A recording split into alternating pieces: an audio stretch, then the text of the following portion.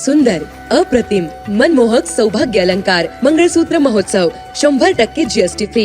मयूर अलंकार, सराफ बाजार आणि गंगापूर रोड, नाशिक. ताज्या बातम्यांसाठी नाशिक न्यूजच्या YouTube चॅनलला सबस्क्राईब करा आणि बेल आयकॉनला प्रेस करा.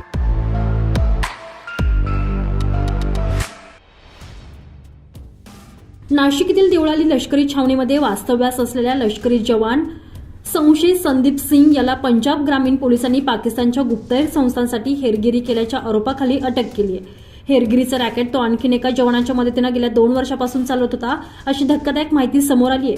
पटियाला ते नाशिक असे या गुन्ह्याचे कनेक्शन समोर आलेले आहे. पाकिस्तानच्या गुप्तचर संस्थांना गोपनीय माहिती पुरवल्याच्या आरोपाखाली पंजाब ग्रामीण पोलिसांनी सिंग विरुद्ध कारवाई करत त्याचा दुसरा साथीदार जवान संशयित राजबीर सिंग याच्या विरुद्ध गुन्हा नोंदवलेला आहे. त्याच्याही शोधात पथके रवाना करण्यात आलेली आहे. पंजाब पोलिसांकडून या कारवाईबाबतची माहिती आर्मी इंटेलिजन्सलाही देण्यात आलेली आहे.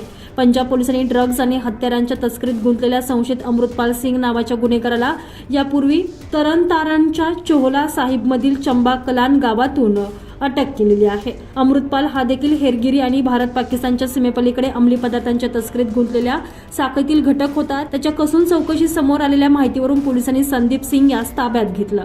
सिंग हा सुट्टी घेऊन त्याचा मूळ सरदुलगड येथे गेलेला होता. पटियाला येथून पोलिसांनी संशयावरून त्याच्या मुसक्या आवळल्या. त्याच्याकडून मिळालेले 3ही मोबाईल पोलिसांनी फॉरेन्सिक तपासणीसाठी पाठवलेले आहे. संशयित संदीप सिंग या लष्करी जवानाला पंजाब पोलिसांकडून अटक केल्यानंतर त्याच्या चौकशीत समोर आलेल्या माहितीवरून त्याचा दुसरा साथीदार जवान संशयित राजबीर सिंग याच्या विरुद्ध पंजाब पोलिसांनी गुन्हा दाखल केला आहे. Bureau report, Nashik news, Nashik.